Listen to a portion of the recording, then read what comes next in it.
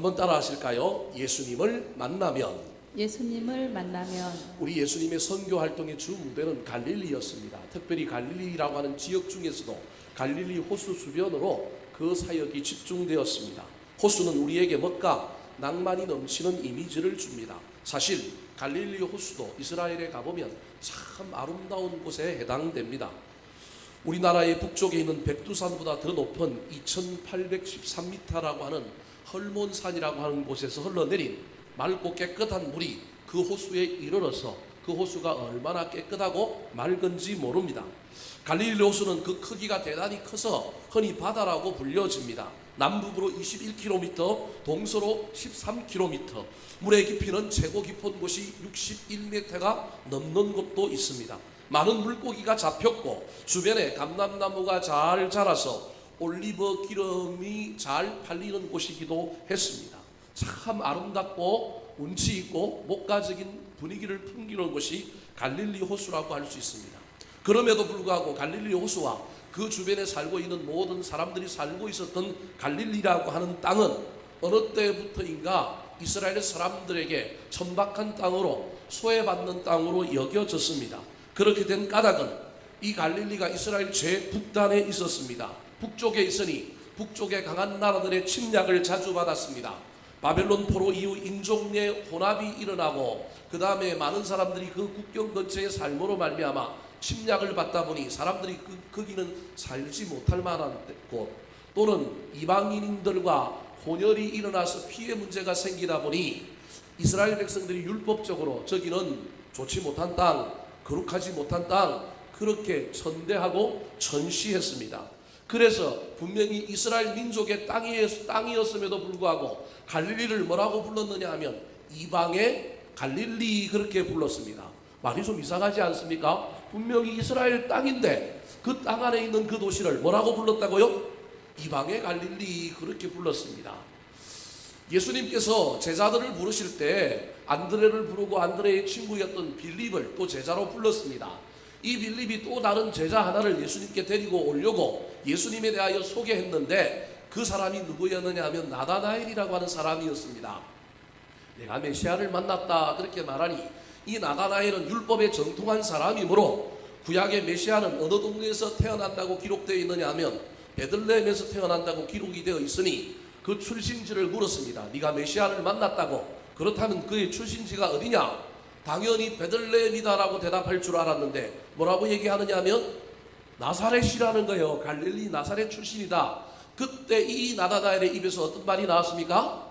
나사렛에서 무슨 선한 것이 나오겠느냐. 그 말은 예수님의 제자였던 나다나엘조차도 갈릴리라고 하는 땅, 특별히 나사렛이라고 하는 땅을 폄하하고 업신여기고 그곳은 개천에 용도나지 않는 이상한 땅이다, 그렇게 말했다라는 것입니다.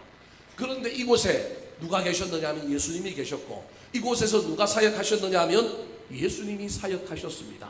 예수님의 12제자들 중에 남쪽 출신인 가룟 유다를 제외하고는 전부 이 지역에서 11명의 제자를 불렀습니다. 그러니 이방의 갈릴리라고 하여 불렸던 이 소외받은 땅, 이 무시받았던 땅이 그곳에 예수가 계시니 그곳이 나중에는 바뀌어 이방의 갈릴리가 아니라 은혜의 갈릴리가 되었습니다. 수많은 사람들이 예수 그리스도의 가르침을 듣고 음성을 듣고 천국 복음을 들었을 뿐만 아니라 아픈 자, 다친 자, 저런 자들이 죽게 나와 치유함을 받고 회복될 뿐만 아니라 영혼이 살아나고 은혜를 받는 놀라운 역사가 일어났던 것입니다. 그래서 예수님이 어디에 있느냐가 중요합니다. 저와 여러분이 누구와 함께 있느냐가 중요합니다. 저는 우리 덕양중앙교회가 은혜의 덕양중앙교회가 되었으면 좋겠습니다.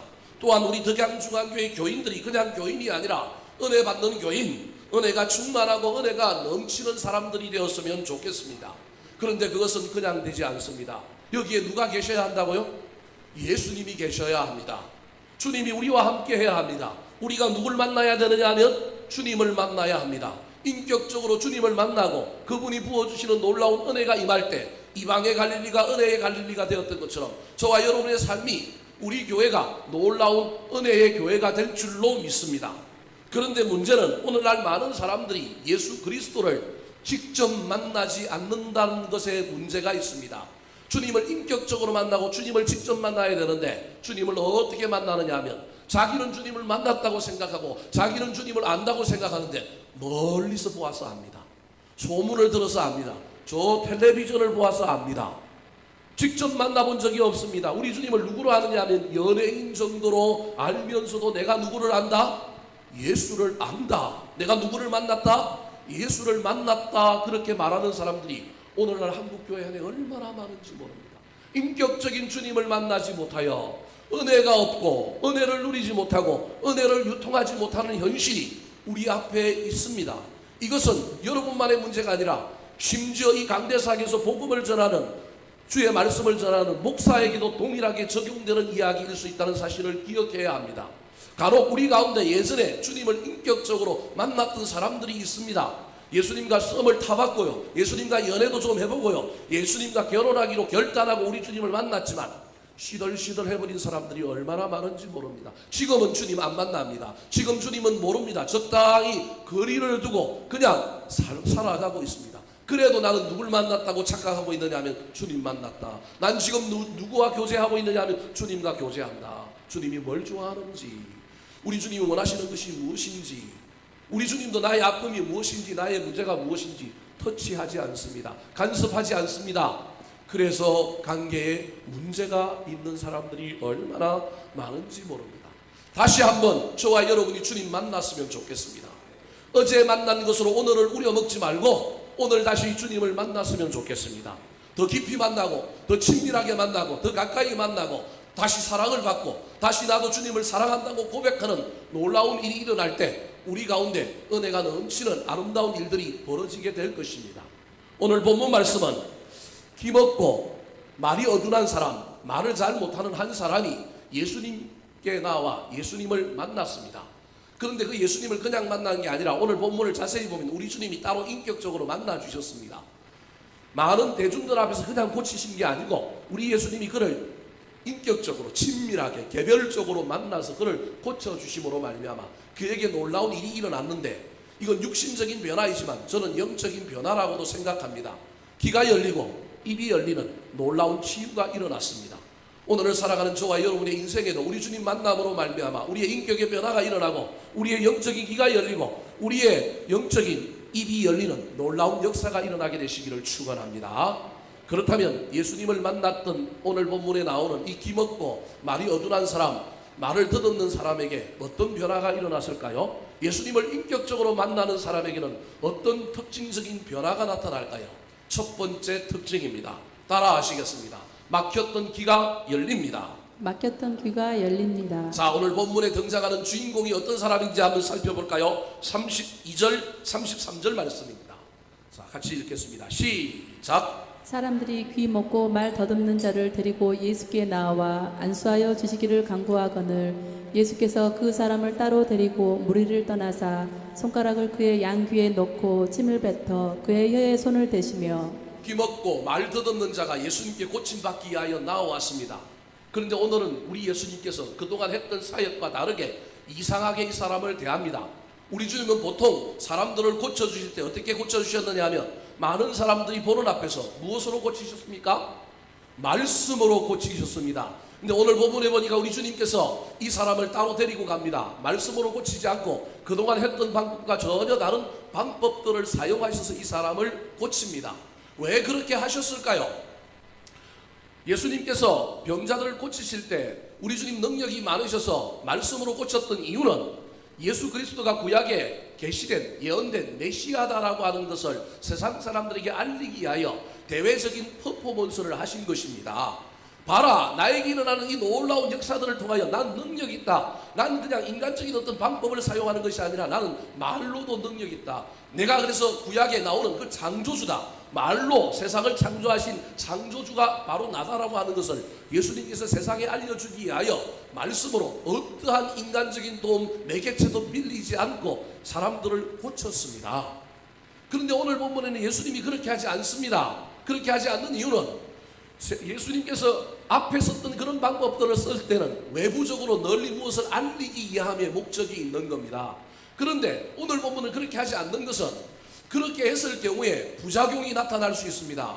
사람들에게 예수 그리스도가 누구인지 하나님 나라의 권능과 능력과 예수 그리스도의 신적인 권위는 나타낼 수 있는데 누군가가 고침을 받은 그 개인의 입장에서 보면 이 사람이 고침을 받았긴 받았는데 처음에는 예수님의 놀라운 능력으로 고침을 받은 줄 믿었는데 신앙에 의심이 찾아오고 문제가 생기면 결론적으로 현상학적으로 보면 주님이 나한테 하신 일이 있어요 없어요? 아무것도 없는 거예요. 손을 댄 것도 없고 뭘 한 것도 없고요. 그냥 말로서 고쳤는데 그게 믿음이 있을 때는 능력으로 이해되지만 믿음이 없을 때는 뭘로 이해되느냐 하면 우연이지. 이거 다른 사람이 한 것이지. 이렇게 될 가능성이 있는 겁니다, 여러분. 그래서 늘 사물은 어떻게 보느냐에 따라서 달라질 수 있다는 사실을 기억해야 합니다. 근데 주님께서 지금 오늘 본문에 나오는 이 사람이 너무 불쌍하고 너무 안타까울 뿐만 아니라 이 사람에게는 인격적인 뭘 주고 싶으냐 하면 체험을 주고 싶은 겁니다. 그래서 말로만 고치는 것이 아니라 어떤 접촉을 통하고 어떤 인격적인 관계 속의 어떤 행위를 통하여 이 사람이 신적인 능력을 가지신 주님이 나를 고쳤을 뿐만 아니라 우리 주님이 나와 관계를 맺고 어떤 속에서 나를 만져주셨다, 나를 고쳐주셨다, 회복시켜주셨다, 이 확신 때문에 신앙을 끝까지 가게 만들려고 하는 의도가 있는 것입니다. 여하튼 우리 주님께서 이상한 방법을 쓰셨어요. 33절에 보니까 무슨 방법을 써요? 손가락을 그의 양귀에다 넣어요. 그리고 침을 뱉어가지고 그의 혀에 뭘 대요? 손을 대는 이걸 하는 거예요. 우리 주님이 이런 방법을 쓰신 적이 별로 없어요. 물론 소경 하나를 고칠 때 침을 뱉어서 흙을 깨어갖고 눈에 붙여서 하나 고친 사건이 성경에 나오긴 하지만 오늘 본문을 제외하고 병자들을 고칠 때 이런 방법을 쓰신 적이 별로 없단 말이에요. 그럼 왜 주님께서 이런 방법을 쓰셨을까요? 자, 34절 35절 같이 한번 읽어볼까요? 시작. 하늘을 우러러 탄식하시며 그에게 이르시되 에바다 하시니 이는 열리라는 뜻이라. 자, 하늘을 그대로 두십시오. 자, 34절에 보니까 하늘을 우러러 뭐 하셨다고요? 단식했다라는 거예요. 저 단식이라고 하는 단어 속에서 우리 주님의 행동의 어떤 모티브를 저와 여러분이 발견할 수 있어야 합니다. 물론 우리 주님은 인간을 향하여, 우리를 향하여 단식하는 마음을 가지고 있습니다. 그런데 특정한 이 사람을 향하여 주님이 지금 뭐 하고 있냐면 단식하고 있는 거예요. 무슨 말이냐 하면 예수님은 의사는 아니지만 영적인 의사로서 그 사람을 진단한 모습이 아까 33절인 거예요. 만져보고 넣어보고 귀와 입은 연결이 되어 있으니까 귀도 혀도 만져보는 거예요. 그러면서 이 사람의 영적인 상태, 이 사람이 질병이 온 이유, 이 사람이 지금 상태가 얼마나 심각하고 그것으로 말미암아 이 사람이 겪었어야 할 고통, 그 인생의 그 비참함이 얼마나 안타까운지를 우리 주님이 만짐으로 말미암아 우리 주님이 다 아신 거예요. 그래서 지금 뭐 하고 계신 거예요? 탄식하고 있는 거예요. 우리 주님이 그 사람의 전인격적인 그 삶을 그냥 다 한눈에 보시고 이 사람 참 불쌍한 사람이다.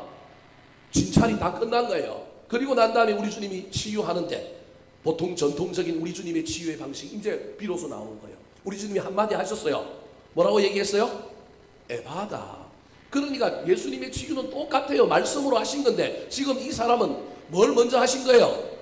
진찰을 하신 거예요. 진찰을 하셔서 만져보는 가운데 이 사람의 고통, 이 사람의 아픔을 너무 깊이 통찰하시고 탄식하고 나간 다음에 에바다 하셨습니다. 에바다의 뜻이 무엇이라고요? 열리라는 것입니다. 그래서 그 결과 35절에 보니까 뭐가 열렸다고요? 귀가 열렸다 그렇게 말하고 있습니다. 사랑하는 성도 여러분, 이 예수님의 에바다라고 하는 소리가 오늘 살아가는 저와 여러분에게 들렸으면 좋겠습니다. 우리가 귀가 있고 우리가 다 듣지만 영의 귀가 열렸으면 좋겠습니다. 오늘 본문에 나오는 사람은 육신의 귀가 열렸지만 그 귀뿐만 아니라 저와 여러분도 영의 귀가 좀 열렸으면 좋겠습니다. 내가 귀가 있는데, 내가 다 듣는데, 내가 이성이 있고 내가 신앙생활 잘하는데 목사님 무슨 소리를 하십니까? 여러분 제발 영의 귀를 여시기 바랍니다. 우리 주님이 에바다 하시는 이 놀라운 말씀을 듣고 귀가 열렸으면 좋겠습니다. 오늘 본문에 보면 귀가 열렸다, 그리고 뭐 회가 풀려서 말이 분명해졌다, 그리고는 아무 얘기가 없습니다. 여러분, 그런데 치유의 현장으로 저와 여러분이 들어가서 우리 예수님이 이 귀먹고 말이 어눌한 사람을 향하여 에바다 했을 때 이 에바다라고 하는 소리는 이 사람에게 들렸을까요? 안 들렸을까요? 잘 몰라요. 제가 그거 모르는데 제 생각엔 안 들렸을 가능성이 있는 거예요. 에바다라고 하는 선포와 함께 뭐가 열린 거예요? 귀가 열린 거예요. 그래서 이 사람은 에바다라고 하는 주님의 음성을 못 들었을 수 있어요. 그러면 이 사람은 주님의 음성을 못 들었을까요?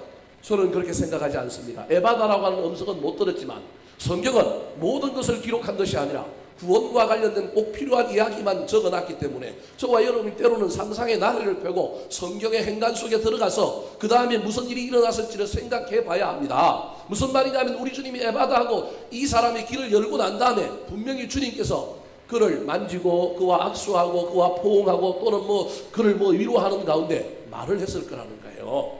그러면 이 사람이 에바다라고 하는 말은 못 들었지만 우리 주님을 통하여 또 다른 말을 들었을 거라는 거예요. 여러분, 성경은 기록하고 있지 않지만 저와 여러분이 영적으로 이 에바다가 일어나서 우리 주님이 이 사람에게 했던 말이 들렸으면 좋겠습니다. 무슨 말이 들렸을까요? 저는 그냥 성경적으로 해석하면 우리 주님이 얘야 내가 너를 뭐한다? 사랑하니까 고쳐주지 않았겠습니까? 사랑하니까 단식했지 않겠습니까? 그래서 사랑한다는 말을 처음 들었을 거예요. 사랑하는 성도 여러분, 오늘도 저와 여러분이 영적인 귀가 열려서 우리 주님으로부터 내가 너를 사랑한다, 내가 고난 가운데 있고 내가 환난 가운데 있고 내가 문제 가운데 있을지라도 지금 내 삶은 좀 엉망일지라도 하나님이 나를 향하여 사랑한다, 이 이야기 좀 들려오면 얼마나 좋을까요? 이 이야기 들으면 힘이 되지 않겠습니까? 이 이야기를 들으면 모든 환난과 모든 걸 다 이겨낼 수 있지 않겠습니까? 저는 이 귀먹고 혀가 어눌했던 사람이 이 음성을 들었다고 생각합니다. 그 근거가 논리적으로 좀 빈약하긴 하지만 찬송가에 보면 여러분 주의 음성을 내가 들으니 사랑한단 말일세, 그럼 찬송가가 대답을 해주고 있잖아요. 주의 음성을 내가 들었는데 우리 주님의 음성 속에 나오는 가장 중요한 말이 뭐라고요? 내가 너를 뭐 한다고요? 사랑한다. 여러분, 지금도 저와 여러분이 이 음성을 들어야 합니다. 주님과 인격적으로 만난 사람은 이 소리를 듣습니다. 그래서 낙심하지 않습니다. 그래서 지치지 않습니다. 넘어져도 다시 일어나서 걸어가게 되는 것입니다. 사랑하는 성도 여러분, 지금 저와 여러분의 길은 열려 있습니까? 아니면 막혀 있습니까? 저와 여러분이 주님을 만나고 신앙생활을 한다면 반드시 귀가 열려 있어야 합니다. 왜 그렇습니까? 믿음이 어디에서 나기 때문에 그래요? 들음에서 나기 때문에 그렇습니다. 로마서 10장 17절 말씀 시작. 믿음은 들음에서 나며 들음은 그리스도의 말씀으로 말미암았느니라. 사랑하는 성도 여러분, 믿음은 들음에서 납니다. 우리가 다 듣지만 특별히 저와 여러분이 영적으로 에바다하여 누구의 소리를 들어야 한다고요? 하나님의 소리, 예수님의 소리를 들어야 합니다. 그래야 저와 여러분이 은혜를 받습니다. 복을 받습니다. 말세 때를 살아가는 그리스도인들에게 주어진 성경이 요한계시록입니다. 요한계시록에 누가 복이 있다고 1장 3절에 이야기하고 있느냐면 이 말씀을 읽는 자와 듣는 자와 지키는 자가 뭐 있다고요? 복이 있다 분명히 말하고 있습니다. 사랑하는 성도 여러분, 사람 소리만 듣지 마시고 사람 소리에 여러분이 왔다 갔다 흔들리지 마시고 제발 주님의 음성을 들으시기 바랍니다. 그래서 귀가 열렸다라고 하는 말은 단순히 육적인 귀가 열린 것이 아니라 영적인 귀가 열려서 하나님의 말씀을 듣는 겁니다. 단순히 듣는 것이 아니라 듣고 뭐 하는 겁니까? 순종하는 것입니다. 그래서 이 말씀을 읽고 듣고 뭐 하는 자가? 지키는 자가 복이 있다라는 것입니다. 요한계시록에 보면 또 초대교회 소아시아 지역의 7교회가 등장합니다. 이 7교회는 온 세계 교회를 대표하는 교회입니다. 그런데 그 교회들을 향하여 예수님이 책망하시면서 때로는 예수님이 칭찬하시면서 말세 때 교회가 어떻게 살아가야 될지를 설명하는 가운데 교회마다 늘 동일하게 하고 있는 말이 있습니다. 그것이 무엇인지 아십니까? 귀 있는 자는 성령이 교회에게 하시는 말을 들을지니라. 여기 교회는 물리적인 교회, 지역에 있는 교회이기도 하지만 누가 교회입니까? 저와 여러분이 교회입니다. 이 시대를 살아가는 교회된 저와 여러분은 반드시 에바다하여 영의 길을 열어서 누구의 이야기를 들어야 한다고요? 주님의 이야기, 성령이 귀 있는 자들에게 하는 말을 들어야 합니다. 단순히 듣지만 말고 내가 예수 그리스도를 인격적으로 만났다고 한다면 사람의 말이 아니라 하나님의 말을 듣고 말씀을 듣고 그 말씀에 순종하며 살게 되시기를 우리 구주 예수 그리스도의 이름으로 축원합니다. 두 번째로 예수 그리스도를 인격적으로 만난 사람에게는 어떤 특징이 나타날까요? 따라 하시겠습니다. 맺혔던 혀가 풀립니다. 맺혔던 혀가 풀립니다. 구약에 메시아에 대한 예언이 있는데 그 메시아의 예언이 신약에 이루어질 것인데 메시아가 왔는지 안 왔는지 어떻게 알 거냐? 그걸 어떻게 구별할 거냐? 그 현상을 구약 성경에 여러 가지로 설명을 해 놓았습니다. 이 설명 때문에 세례 요한이라고 하는 사람이 예수님 먼저 6개월 먼저 와서 예수님의 길을 잘 닦다가 헤롯에게 핍박을 받아서 감옥에 들어갑니다. 감옥에 들어갔는데 자기는 예수가 메시아인 줄 알고 그 앞길을 열심히 닦고 달려왔는데 감옥에 들어가 있으니 자꾸 헷갈리는 거예요. 의심이 오는 거예요. 그래서 자기 제자 하나를 예수님께 보내서 당신이 장차 오실 그이입니까? 당신이 메시아입니까? 물었어요. 그럼 우리 예수님이 그냥 직접 대답을 해주면 되는데 yes or not 하면 되는데 그러지 않고 뭐라고 얘기하느냐 하면 구약의 메시아를 뭐라고 예언했느냐? 그러면서 예수님이 이사야서의 예를 들어서 설명합니다. 뭐라고 얘기하느냐 하면 안전뱅이가 메시아가 오면 안전뱅이가 일어나 뭐한다? 걷는다. 소경이 뭐한다? 눈을 떠서 본다. 기머거리가 길을 열고 벙어리가 뭐한다고요? 말한다. 이게 메시아가 오셔서 그가 행하는 일들 속에서 나타날 거다. 지금 나로 말미암아 이런 일들이 뭐하고 있다? 일어나고 있다. 이 말만 전해라. 그러면 똑똑한 세례 요한은 뭐 할 거다? 알 거다. 기다 아니다 그렇게 이야기하지 않고 구약의 예언의 말씀을 통하여 그 예언의 말씀이 지금 나의 사역을 통하여 성취되고 있다 그렇게 말하는 겁니다. 여러분 예수님이 오시면 우리 메시아가 이 땅에 오신 그 예수 그리스도의 사역 속에 여러분 병든 자를 고치는 그 고침 속에 특별히 안전뱅이를 일으키고 이 눈 못 보는 사람을 눈을 뜨게 만들고 벙어리들의 입을 열었던 이유가 예수 그리스도가 메시아다라고 하는 것을 이야기하는 거예요. 사랑하는 성도 여러분, 구약에만 일어났던 이야기 또는 신약시대에 예수님께 일어났던 이야기가 우리에게 주는 교훈이 무엇일까요? 저와 여러분이 예수 그리스도를 만나고 나면 우리도 이런 변화가 일어나는 거예요. 영적인 안전병이가 일어나는 거예요. 영적으로 보지 못하던 날이 영안이 열려서 보는 거예요. 이게 예수 만난 증거입니다. 오늘 본문에 이 환자도 예수를 만났더니 귀가 열렸을 뿐만 아니라 그 다음에 두 번째 나타난 특징이 뭐예요? 입이 열려서 말을 하게 된 겁니다. 35절 말씀 같이 한번 읽어볼까요? 시작. 35절입니다. 35절. 자, 시작. 그의 귀가 열리고 혀가 맺힌 것이 곧 풀려 말이 분명하여졌더라. 2부 예배 때는 시간이 부족해갖고요. 제가 막 건너뛰니까 지금 방송실에서 헷갈리는 거예요. 차례대로 안 하고 막 건너뛰거든요 지금. 자, 저기 보십시오. 예수님이 뭐가 열렸다고요? 예수님이 이 환자를 고쳐주니 그의 귀가 열렸을 뿐만 아니라 두 번째 나타난 특징이 뭐예요? 혀가 맺힌 것이 곧 풀려 어떻게 됐다고요? 말이 분명하여졌더라 그렇게 말하고 있어요. 예수 그리스도를 인격적으로 만난 사람, 성령 충만한 사람의 가장 중요한 특징은 뭐가 변한다고요? 말이 변하는 겁니다. 여러분 예수 믿었습니까? 주님을 인격적으로 만났습니까?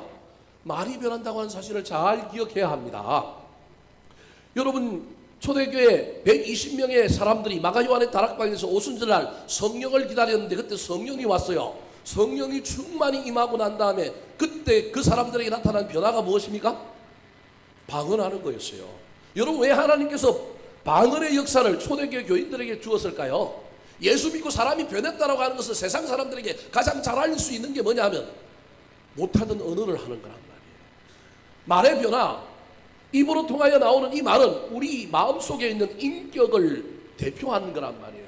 예수 믿고 우리의 인격이 변했다, 우리의 존재가 변했다, 내 삶이 변했다라고 하는 것을 보여주기 위하여 방언이라고 하는 놀라운 현상을 우리 주님께서 사용한 거예요. 방언이 없다 제가 그렇게 말하는 건 아니지만 여러분 방언도 있고 방언하면 좋습니다. 저도 방언을 합니다. 그런데 여러분 방언에 머물러 있으면 안 됩니다. 그 방언의 궁극적인 목적이 무엇인지를 이해해야 합니다. 인격의 변화, 삶의 변화가 방언으로 나타난 겁니다. 다르게 이야기하면 지가 아무리 방언을 한다 할지라도 뭐가 안 변했어요? 말이 안 변하면 골치 아파란 말이에요. 방언도 하고 뭐도 변하자고요? 말도 변했으면 좋겠어요. 오늘 본문에 이 고침을 받은 사람이 여러분 귀가 열렸어요. 분명히 주님의 음성, 다른 음성을 들었을 거라 성경에 나오지는 않지만 그런데 귀가 열렸을 뿐만 아니라 이 사람이 맺혀있던 해가 풀려서 말이 어떻게 되었다고요? 분명해졌대요. 그럼 말이 분명해졌다라고 하는 말은 이 사람이 말을 했다는 거예요? 안 했다라는 거예요? 말을 했다라는 거 오늘 본문에는 적어 놓지 않았어. 무슨 말을 했는지는 안 적어놨지만 예수님이 이 사람이 말을 떠듬떠듬하고 못 알아듣게 했던 이 말을 이 사람이 분명하게 했다라는 것을 지금 성경이 우리에게 뭐하고 있느냐 하면 알려준 거예요. 여러분, 주님을 만난 사람은 말이 어떻게 된다고요? 분명해진다니까. 저와 여러분의 말이 분명해지고 있습니까? 그러면 말이 분명해졌다고 하는 이 말의 의미가 뭘까요? 상상을 한번 해보자는 거예요. 이 고침을 받은 사람이 주님 앞에 고침을 받고 난 다음에 가만히 있었을까요? 성경을 기록하고 있지 않으니까 제가 이렇게 얘기하니까 제가 2단 3단 갔나요? 아닙니다. 여러분, 생각을 해보시라니까요. 그 장면 속에 들어가서 예수님께 고침을 받은 이 사람이 분명히 고침을 받고 난 다음에 뜨듬뜨듬한 말로 뭘 말을 했다라는 거예요. 그건 뭔 말을 했을까요? 그냥 단순하게 뭐라고 했을까요? 고맙습니다. 감사합니다. 이 사람의 말이 분명해졌다는 건 고맙고 감사가 있는 거예요. 이게 분명한 말이라니까요. 뿐만 아니라 예수 그리스도의 놀라운 신성 앞에 당신이 메시아입니다. 당신이 세상의 주인입니다. 이게 뭐예요? 믿음의 고백인 거예요. 어쩌면 저는 이런 상상도 해봅니다. 이 사람의 혀가 맺혀 있다라고 이야기하고 있습니다. 맺혀 있던 혀가 풀렸다라고 하는 이 말 속에 맺혔다라고 하는 것은 태어나면서부터 이런 현상이 유전적으로 일어났을 수도 있지만 어쩌면 이 사람이 인생 가운데 엄청난 충격을 받았어. 어떤 외부의 충격이나 삶의 충격 때문에 갑자기 실어증이 걸렸을 수도 있고요. 또는 아니면 어떠한 제약적인 문제 때문에 뭐 이렇게까지 굳이 해석할 필요는 없지만 죄의 문제 때문에 하나님이 그에게 강건하게 갑자기 언어의 마비를 벌러줬을 가능성도 있는 거예요. 다양한 해석이 가능하지만 여하튼 그런 해석 속에서 본다면 이 사람이 고침을 받고 난 다음에 큰 깨달음을 얻고 주님, 제가 잘못했습니다. 저를 뭐 해주십시오? 용서해 주십시오. 제가 얼토당토하는 말을 지금 여러분에게 하는 것 같습니까? 여러분, 예수 믿고 주님을 인격적으로 만난 사람이 말이 분명해져야 될 말에 대한 예를 여러분에게 설명하는 거예요. 우리의 말에는 고백이 있어야 돼요. 신앙의 고백이. 우리의 말에는 회개가 있어야 돼요. 우리의 말에는 뭐가 있어야 돼요? 감사가 있어야 되는 거예요. 이게 분명한 말이라는 거예요. 뿐만 아니라 우리의 말은 선한 말이어야 돼요. 다른 사람을 칭찬하고 다른 사람을 축복하는 말이어야 합니다. 그런데 비록 우리가 말에 실수가 많은 존재이지만 그렇다고 우리의 말을 제어하지 않고 우리의 말에 재갈을 물리지 않고 우리의 입술에 학자의 혀를 두지 않으면 여러분, 문제가 생깁니다. 야고보서 3장 2절에 보면 우리가 다 실수가 많은 자지만 하나님은 그럼에도 불구하고 우리가 말에 온전한 자가 되라고 권면하고 있습니다. 같이 한번 읽어볼까요? 시작. 우리가 다 실수가 많으니 만일 말에 실수가 없는 자면 곧 온전한 사람이라. 실수가 없을 수는 없지만 여러분, 저와 여러분의 입술에 고백이 있는지 회개가 있는지 감사와 찬양이 있는지 이 사람이 고침을 받고 막 뛰면서 찬양했을 거예요. 아이고 감사합니다 노래했을 거예요. 그러면서 예수님을 높이고 예수님을 칭찬하는 온전한 선한 말이 있었을 거예요. 근데 저와 여러분의 입술에 그 말이 아니라 혹시 정죄하고 판단하고 시기하고 혹시 그런 말들이 있지는 않습니까? 그 말을 빨리 버리셔야 합니다. 그렇지 않으면 오늘 본문 말씀처럼 저와 여러분의 영적인 혀가 굳게 될지도 모릅니다. 육신의 혀가 살아있으니 내가 영적인 혀가 굳어져서 벙어리가 되어가고 있음에도 불구하고 좋은 말은 하지 못하고 나쁜 말에는 기가 막히게 하는 영적인 벙어리가 되어가고 있는데 난 그것도 모르고 난 예수 잘 믿는다고 생각하고 있지는 않습니까? 여러분, 살펴보십시오. 육신의 혀만 보지 마시고 내 영혼의 혀가 지금 굳어져 있는지 부드러운 혀인지 살펴보시기 바랍니다. 예수를 만났는데 입이 열려 신앙을 고백하지 않고 입이 열려 찬양하지 않고 입을 열어 예수님 자랑, 교회 자랑을 하지 않는다면 문제가 있습니다. 도리어 이와는 반대로 원망하고 불평하고 비난하고 시기하고 있다면 큰일입니다. 빨리 주님께 주님, 나의 영적으로 맺힌 혀를 풀어주십시오. 그래서 내 입을 통하여 칭찬하고 축복하고 사람들을 격려하고 위로하고 회복하는 아름다운 인생 살게 하여 주시옵소서. 주님이 나를 고치고 주님이 나의 입을 열어주셨으니 나도 다른 사람의 입을 열고 마음을 여는 자가 되게 해주십시오. 기도하며 나아가는 저와 여러분 되시기를 예수님의 이름으로 축원합니다. 마지막으로 예수 그리스도를 인격적으로 만난 사람에게는 어떤 특징이 있을까요? 따라하시겠습니다. 삶의 방향이 달라집니다. 삶의 방향이 달라집니다. 사람이 은혜를 받으면 닫혔던 마음이 열립니다. 부끄러운 과거를 술술 고백하고 시키지도 않는 말도 하고 기쁨이 충만해집니다. 성령의 지배를 받기 때문에 주님이 주시는 은혜가 나를 강건하기 때문에 나에게 놀라운 변화가 일어납니다.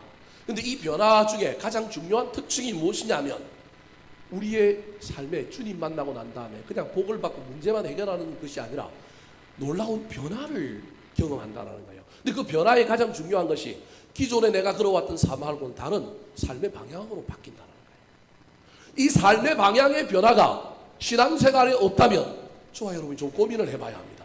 예수를 믿는다는 것은 삶의 방향이 바뀌는 거예요. 물론 우리가 저 천국을 향하여 믿는 자의 삶, 우리가 가야 할 저 큰 방향은 동일하지만 이 큰 방향 안에서 예수를 믿는다고 하는 건, 주님을 인격적으로 만난다고 하는 것은 방향이 바뀌는 거예요.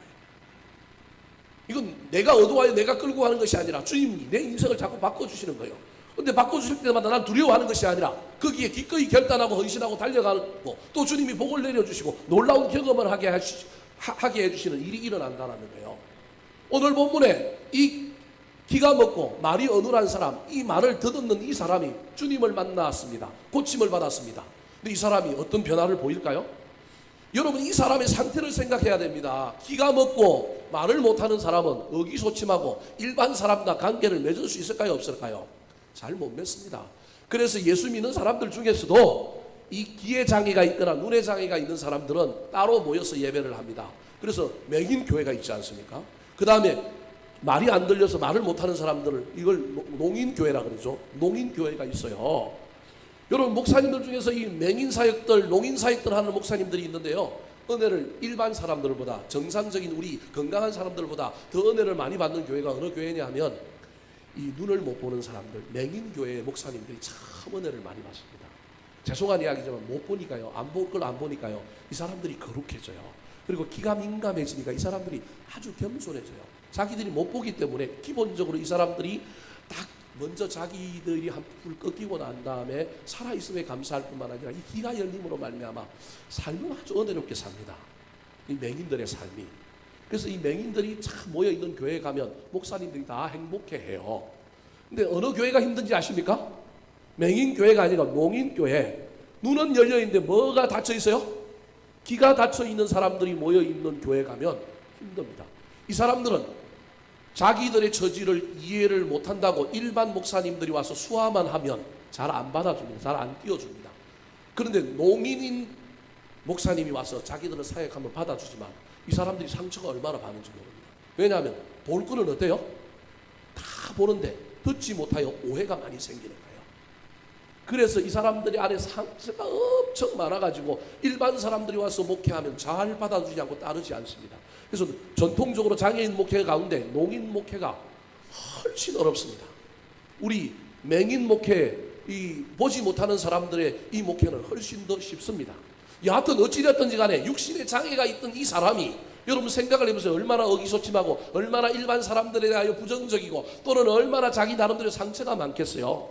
이런 사람이 고침을 받았어요. 고침을 받아서 정상이 되었으니 막 정상적으로 생활한다? 이건 단순한 생각이에요. 이 사람이 고침을 받았으니, 고침을 받았지만 이 사람이 사람들하고 관계를 맺고 사람들 속으로 들어가는 게 쉬워요, 어려워요? 쉽지 않은 일입니다. 상처가 있잖아요. 선입견이 있잖아요. 고침을 받았지만 이 사람에게 있는 선뿌리가 그를 적극적으로 나서게 하지 못하고 그 사람들에게 끼지 못하게 할 가능성이 있는 거예요. 그래서 여러분, 병만 고치는 게 중요한 게 아니라, 무엇인가 해결되는 것만 중요한 게 아니라, 문제 해결뿐만 아니라 저와 여러분이 하나님께 은혜를 받아야 할 이유가 여기에 있는 거예요. 근데 이 사람은 은혜를 받아서 고쳤지만 병만 고친 게 아니라 그 마음속에 은혜가 있으니 이 사람이 놀라운 일을 행합니다. 어떤 일을 행합니까? 36절 37절 말씀 같이 한번 읽어볼까요? 시작. 예수께서 그들에게 경고하사 아무에게도 이르지 말라 하시되 경고하실수록 그들이 더욱 널리 전파하니 사람들이 심히 놀라 이르되 그가 모든 것을 잘 하였도다. 못 듣는 사람도 듣게 하고 말 못하는 사람도 말하게 한다 아니라. 예수님이 지금 뭐라고 얘기하고 있냐면, 고쳐주고 난 다음에 내가 너 고쳐줬다고 말하지 말라. 그리고 이 고침의 행위를 통하여 분명히 예수 그리스도의 메시아성을 드러냈기 때문에 이 사람이 또 막 구약에 예언한 메시아가 예수님이라고 막 할 거란 말이에요. 근데 예수님이 철저하게 뭐하라고 하냐면 하지 말라 그러는 거예요. 이 예수님의 이러한 태도는 이 사람에게 한 것이 아니라 그 당시에 예수님께서 많은 병자를 고치실 때마다 이 이야기를 했어요. 나를 드러내지 마라, 내가 했다고 말하지 말라 그랬습니다. 그렇다면 왜 예수님께서 이렇게 얘기했을까요? 그것은 주님의 때가 아직 안 되었기 때문에 그렇습니다. 메시아의 때가 되었을 때는 예수님이 직접 자기를 드러내고 자기의 이야기를 하지만 그 때가 이루기 전까지는 제자들에게도 숨기고 자기의 메시아성을 드러내지 않았습니다. 뿐만 아니라 또 다르게는 이 한 개인의 입장에서 보면 교회가 어느 정도 힘을 가지게 되고 성령이 임하고 제도화되고 믿는 사람이 많아졌을 때는 내가 커밍아웃을 해요. 내가 믿는 사람, 내가 예수를 만났다라고 이야기해도 신앙에 대한 도전을 크게 받지 않고 받아도 견딜 수 있지만 아무런 토양이 구축되어지지 않는 이 상황 속에서 예수를 믿은 그 은혜 하나 때문에 이 사람의 믿음이 혹시 어떨지도 모르는데 드러내었다가 수많은 사람들에게 반대를 당하고 포화를 당할 때 그 사람이 낙심할까봐 예수님께서 이 사람을 배려하여 이 사람 보고 뭐 하라 그런 거예요? 드러내지 마라, 말하지 마라, 숨겨라 그런 거예요. 그런데 예수 그리스도를 만나고 나니까 은혜가 내 속에 가득 넘치고 나니까 이 은혜가 누구를 강건해요? 이 사람을 강건하는 거예요. 그래서 하지 말라고 할수록 더욱 뭐 했다고요? 전파했다. 앞에 화면을 다시 한번 보여주시겠어요? 더욱 전파했다라는 거예요.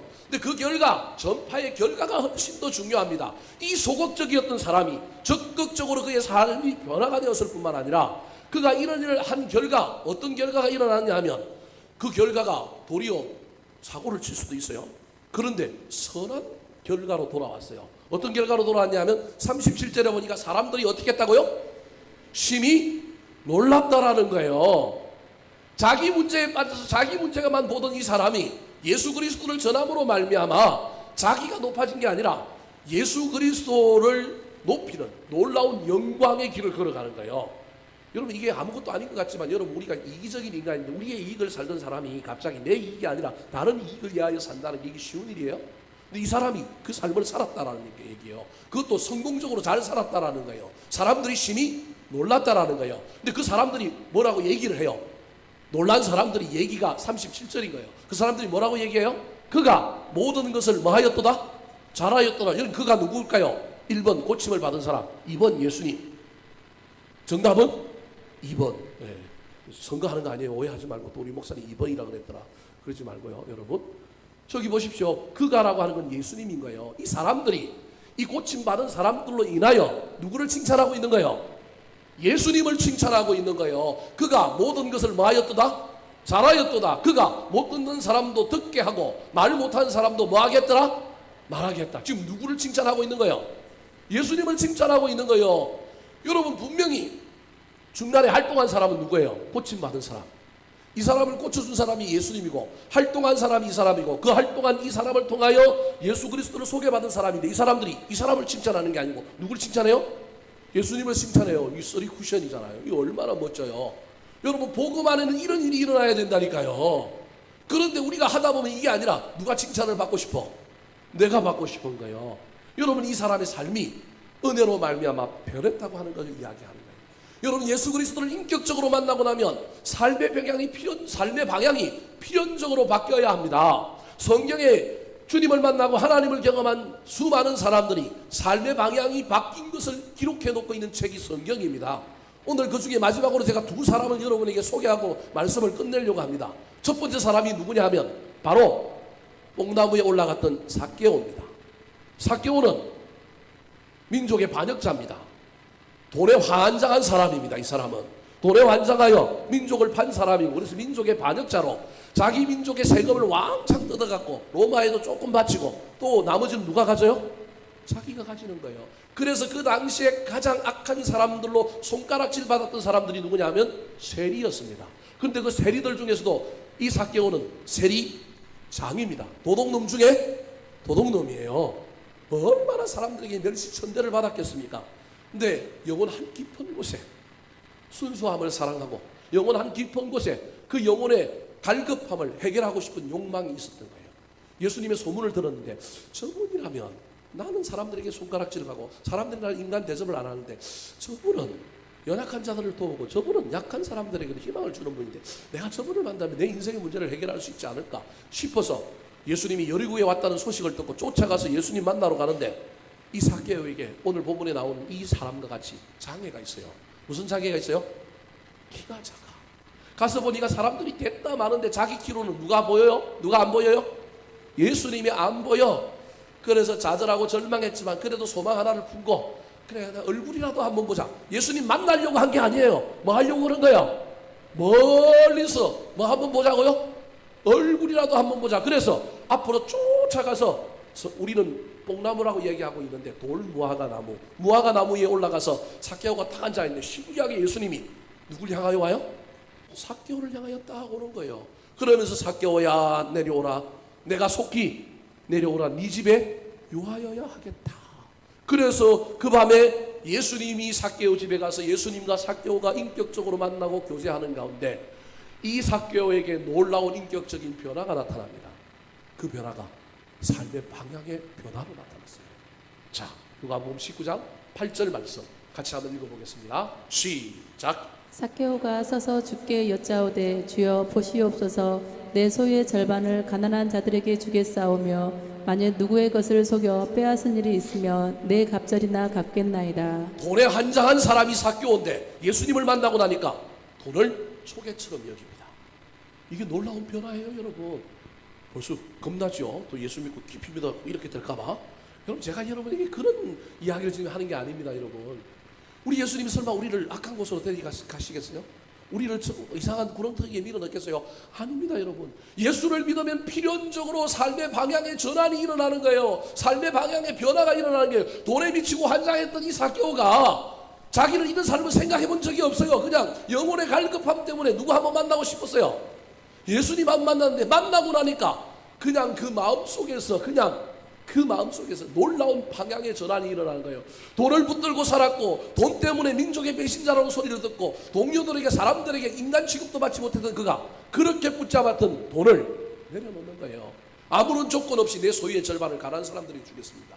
뿐만 아니라 내가 토색하여 내가 속여서 다른 사람을 빼앗은 거 있으면 몇 배로 갚겠다고요? 4배로 갚겠다는 거예요. 여러분, 이게 예수 그리스도를 인격적으로 만난 사람의 특징입니다. 사랑하는 성도 여러분, 지금 저와 여러분에게는 어떤 인생의 방향의 전환들이 있습니까? 이 방향의 전환이 있어야 됩니다. 저는 출세를 꿈꿨던 젊은이였습니다. 워낙 가난한 동네에서 가난하게 자라서 난 출세하리라. 난 막 기업에 들어가서 나는 한 기업에 내가 오너가 되리라. 그런 출세의 욕구로 가득 찼던 사람입니다. 그런데 하나님이 저를 거꾸로 들였어. 저는 원하지도 않았습니다. 우리 이 사람 제가 목사가 될 줄도 모르고 시집을 왔어요. 34살에 첫째 3살, 둘째 1살인데 먹고 살 길도 없는 이 막막한, 몸은 병들어서 다 죽어가는 이 막막한 상황 속에 하나님이 저를 거꾸로 들었어. 어디로 보내냐면 신학교를 보냈어요. 어떻게 먹고 살아요? 그 신학교가 야간도 아니고 주간인데, 주간에 돈을 벌어야 되는데 돈도 못 버는데. 그래서 제 아내는 1살, 3살 된 애를 업고 어디로 가느냐 하면 어린이집에 가는 거예요. 제 아내가 어린이집에 가는 거예요. 둘 데리고 가갖고, 그래 애도 맡기고 돈도 벌 수 있는 데가 어디밖에 없어요? 어린이집밖에 없는 거예요. 어린이집밖에. 대학교에 가갖고 다시 보육고사 가정을 이수하고 그 가정을 밟아가지고 그것도 힘들지만 그 애 둘을 데리고 어린이집에 가는 거예요. 어린이집에 가서. 예? 우리 애들은 몰라요. 어린이집에 가서 자기 애를 돌봐야 되는 엄마가 자기 애를 돌보지 않고 누굴 돌봐요? 딴 애들을 돌봐요. 자기 애는 작은 방 하나에 TV 앞에 앉혀놓고 걔가 그냥 TV 보느라고 나중에 지나고 보니까 애가 화면에 너무 노출돼가지고 애가 이상한 거야. 여러분, 이 심정을 모를 거야. 그런 어려운 시절을 하나님께서 저의 방향을 전환시켜서 보내시더라고요. 여러분, 때로는 그걸 쳐다볼 때 얼마나 힘이 들었는지 모르는데 지금 와서는 그때 내가 순종 잘했지. 직장인들은 얼마 못하잖아요. 저는 그래도 몇 세까지 할 수 있어요? 70세. 저 그것도 길다고 65세까지 하겠다고 선포했는데 얼마나 좋아요. 이성근 사님 몇 세까지 해야 돼? 60세? 61살? 각호상 집사님 몇 세까지 해야 돼요? 공무원? 네, 이거요. 봐요, 저 얼마나 좋아요. 제가 좋다고 막 자랑하려고 그러는 게 아니고요. 여러분, 하나님이 내가 생각지 아니하였던, 내가 의도치 아니하였던 삶의 방향으로 나를 바꾸신다니까요. 이 경험이 저와 여러분의 신앙생활에 반드시 있어야 합니다. 순적한 것이 좋다고요? 편안하게 사는 것만이 좋다고요? 여러분, 거짓 복음에 속지 마십시오. 그것이 그동안의 거짓 복음이었는데 우리가 그냥 그걸 복이라고 여긴 거예요. 아닙니다, 여러분. 방향이 바뀌고 다른 길로 가더라도 여러분 굶어 죽지 않고 이상하게 살지 않습니다. 주님이 큰 틀에서 저 영원한 천국으로 저와 여러분을 인도하는 그 길 가운데 때로는 우리의 삶의 방향을 바꾸신다니까요. 아무나 바꿔주시는 것이 아니라 누구에게 바꾼다고요? 은혜 받은 사람, 인격적으로 만난 사람, 내 인생의 삶의 방향에 변화가 없습니까? 은혜 못 받은 거예요.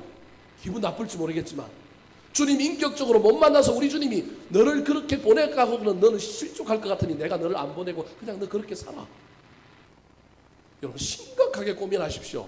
저와 여러분의 인생에 이 방향의 전환이 있다는 사실을 기억하셔야 합니다. 또 다른 한 사람이 있습니다. 요한복음 3장에 보면 누가 나오느냐 하면 니고데모라고 하는 사람이 나옵니다. 이 사람은 대단한 지위를 가진 사람입니다. 그 당시 유대 지도자 중에 최고봉이었습니다. 사내들인 공회라고 하는 오늘날로 치면 국회도 되고 종교 최고 판결기관인 그곳의 회원입니다. 70명밖에 없는 전국에서 그 나라에서 70명밖에 없는 지도자에 들어간 사람입니다. 뿐만 아니라 그는 바리새인입니다. 우리로 치면 우리 입장에서 바리새인 하면 나쁜 놈이지만 그 당시에 바리새인 하면 최고의 사람입니다.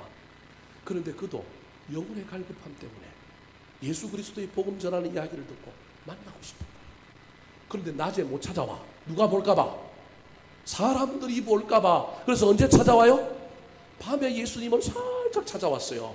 그런데 그때 예수님을 만난 이 니고데모가 인격적으로 주님을 만나고 삶의 방향이 바뀌는 놀라운 삶을 걸어갑니다. 그가 예수님을 만났던 이야기가 요한복음 3장인데요. 시작과 끝이 무엇인지를 한번 볼까요? 자, 요한복음 3장 5절 16절 말씀. 자, 같이 한번 읽겠습니다. 시작. 예수께서 대답하시되 진실로 진실로 내게 이르노니 사람이 물과 성령으로 나지 아니하면 하나님의 나라에 들어갈 수 없느니라. 하나님이 세상을 이처럼 사랑하사 독생자를 주셨으니 이는 그를 믿는 자마다 멸망하지 않고 영생을 얻게 하려 하심이라. 물론 본문이 3절부터 니고데모의 이야기가 시작됩니다. 내가 어떻게 영생을 얻을 수 있습니까? 그러니까 예수님 뭐라고 얘기합니까? 거듭나야 된다. 뭐 어떻게 거듭나야 됩니까? 그러면서 예수님이 뭐라고 대답하시냐면 5절에 물과 성령으로 거듭나야 어디에 들어갈 수 있다?